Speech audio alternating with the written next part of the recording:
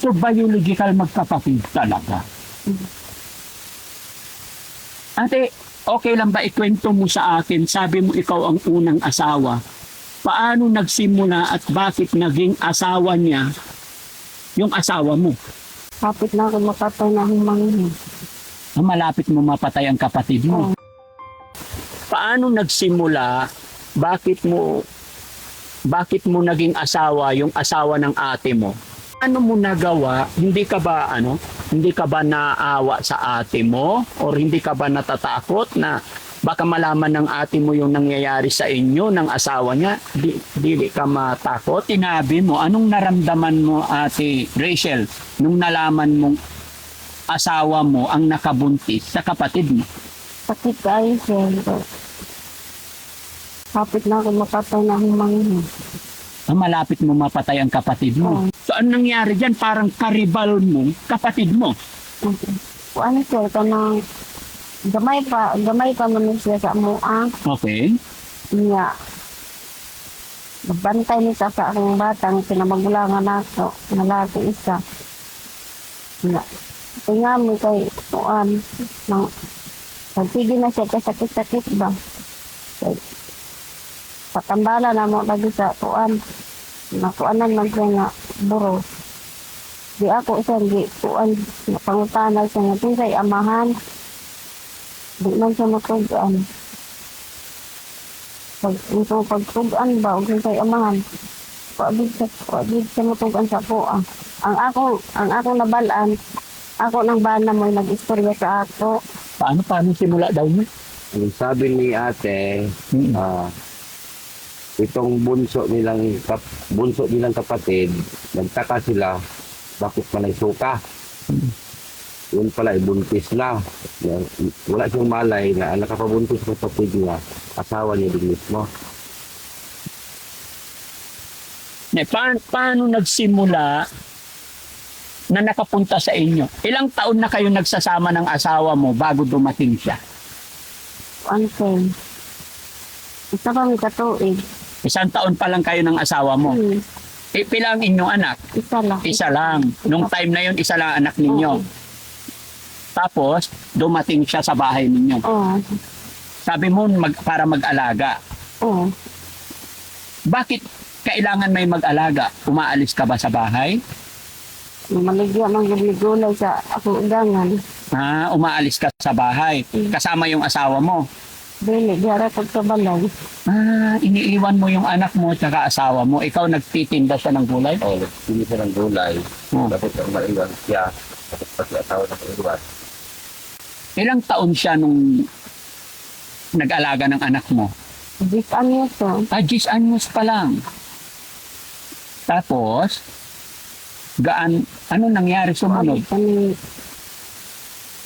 ang akong nabalaan, mga anak naman ni siya. Adito ko kabalo. Natinga ko kay magsige naman sila uban. Nga. Sinaunta naman mo, sige naman mag-uban. Tugaan dito ang bana nga. Ngay, amahan ako ilang gisabak. Ano sabi mo? Nagtaka siya na lagi nagsama sila sa asawa niya. Nagtaka siya kung bakit lagi nagsama sa araw-araw. Ano bang naging close na sila? Nung asawa niya. Oo, Ito. oo. Nagtaka siya bakit lagi nagsama kung saan kasama. So, doon na siya nagtaka. Hanggang umabot sa umamin yung angkor. Umamin yung lalaki. Umamin yung lalaki na nabuntisan niya. Kapitid. Anong sinabi mo? Anong naramdaman mo, Ate Rachel, nung nalaman mong asawa mo ang nakabuntis sa kapatid mo? Sakit kayo siya. Kapit na ako mapatay na humangin. Malapit mo mapatay ang kapatid mo. Ano sinabi mo sa kanya? At nag-iinan siya nga, ano nakahimo man siya nga. Ituon ba man pa. Nga. So, nagtuan. Sa mukay dito tayo nga ang pamuyo ato, nagsigaran. Binigyo ay. Umantod. Ngayon na, nagawat ako na, naluoy ako sa akong ituon. Ano sabi? Na unti-unti daw natanggap niya yung kapatid niya, hindi kapatid niya. Unti-unti na daw natanggap niya yung pangyayari. Muntik na daw niyang napatay yung kapatid niya dahil sa nangyari, pero unti-unti natanggap niya ito yung tagal. Halos ilang taon na bago niya natanggap. Pero nung time na yon, hindi siya umalis sa bahay. Steady lang siya. Hindi, diara dito sa balay. Doon lang sa bahay. Sa bahay, nagsisinda siya, nagtitinda sa umaga ng gulay. Eh, siyempre, nagtitinda siya, naglalako ng gulay. Ang naiwan sa bahay, siya at yung asawa niya. Wala siyang malay na gumagawa na pala yung dalawa ng... Alam na natin kung ano yun. Nang nalaman niya, nung nanganak na. Kasi umamin na yung asawa niya. Pero nung nabuntis siya at hindi pa umaamin ang asawa mo, hindi ka nagtanong kung sino yung boyfriend niya? Hindi ka nagtanong kung sinong nakabuntis sa kanya? Nagtanong ko, pero di man siya mo ito, tugan. Hindi siya magsabi. Ate Lynette, bakit? Paano kayo nagsimula? Dito ako kasi malambay. Okay ka lang? Ilang taong ka na ngayon? 35? Paano nagsimula?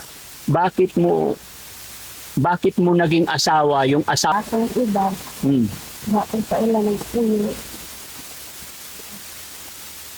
Ang pagbantay sa iyang anak, nagparsin. Ay, manapin, bandanan. Sabang, kanang tabo niya, uban ko din. Ano ba og saging, uban ng hapon niya. Nakiyan mo siya.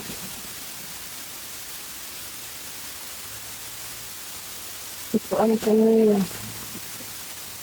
Niliin daw ko niya pagkabaan. Ano rin daw siya, pero wag lang daw mag-ingay doon sa atin.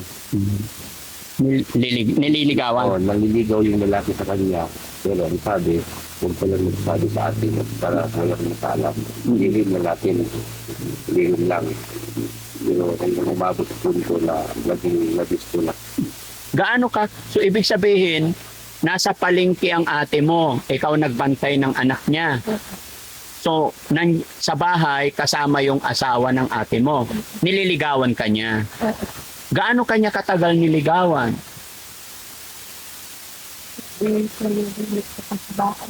Nagsulti siya na hindi pa sabahin. Tanong mo, gaano siya katagal niligawan? Kung sa kanugay siya, kanuyab sa niya, bago niya nakuha ng sabot pa rin. Paging kayo ba? Madali lang. Isubutin niya siya. Wala lang po sa mga Nangyayab.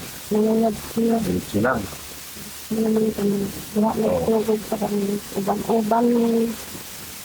Ilang taon siya na mangligaw? Kila edad din mo ato nga panahon? 12 anyo. Nung nililigawan ka niya, hindi ka ba nagsabi sa asawa ng ate mo, wag kasi asawa mo kapatid ko eh. Wala. Kaya kami kasi ang aking hati. Wala pa daw siyang insaktong edad ng panahon na yun. Kaya hindi pa niya alam. Kaya hindi niya alam yung mali at ang mali. Pero sa ngayon mga kababayan, ang edad ni ate is 35 na po, no?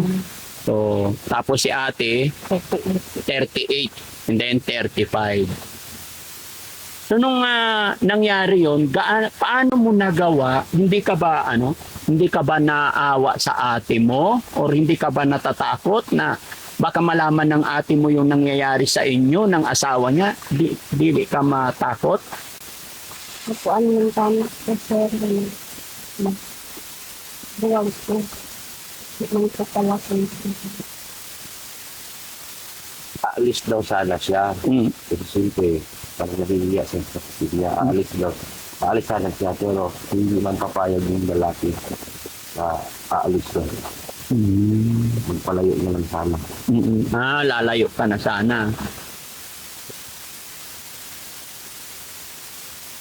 So anong nangyari nung nalaman, nung nahuli na, nagkaalaman na yung nabuntis ka, tapos anong nangyari, anong naramdaman mo? Siyempre nagalit siya.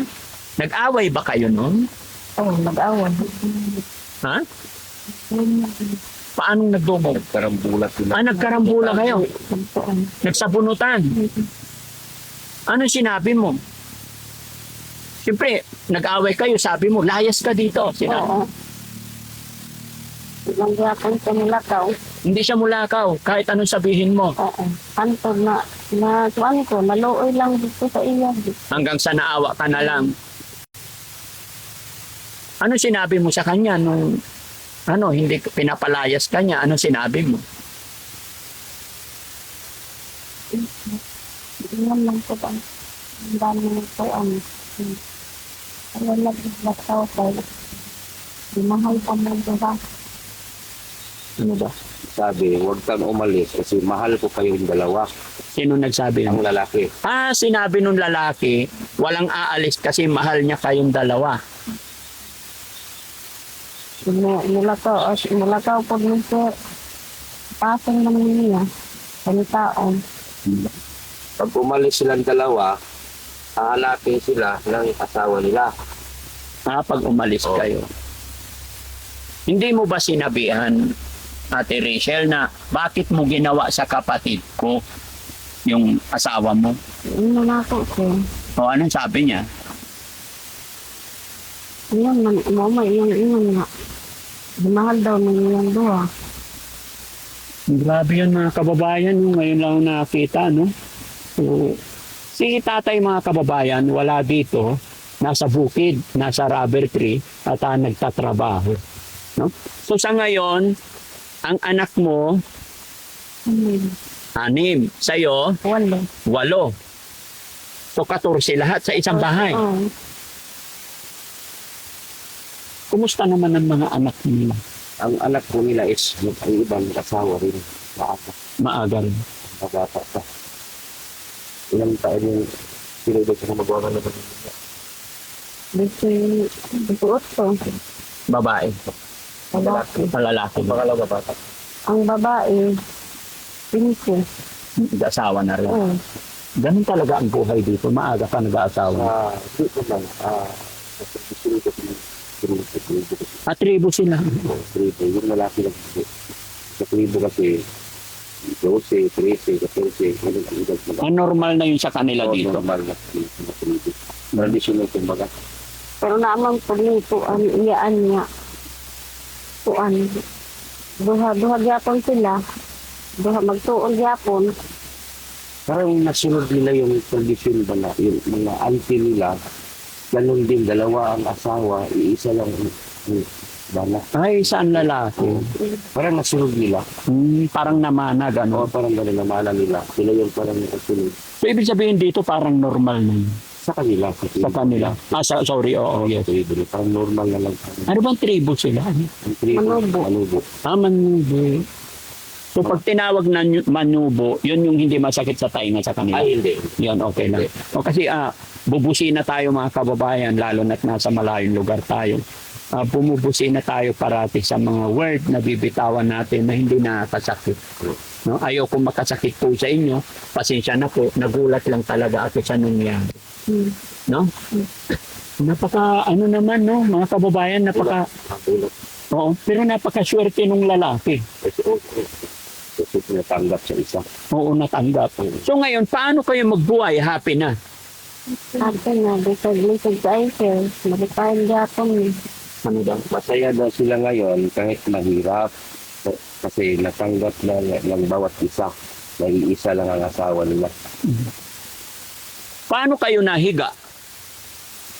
Tatay. Isa-isa lang. Cool. Oo, tayo. Kanang magpatunga si Herbert. sabi niya, minsan, nasa gitna yung lalaki, bawat gilid. Yeah. Pero, may schedule din sila. Mag-relax din yung lalaki. Paano yung schedule? Schedule sa Tulog adlaw. So, 3 araw sila, bawat isa. Pagkatapos sa 3 araw, sa kanya na naman, schedule. Yung isa, bahala ka na dyan muna. Dito ka muna dyan. Dito siya eh. Monday, Tuesday, Wednesday, ikaw katabi. Hindi siya pwedeng tumabi dito. Huwebes, Biyernes, Sabado, may isa. Dito. Oo. Paano kung Friday pumunta dito?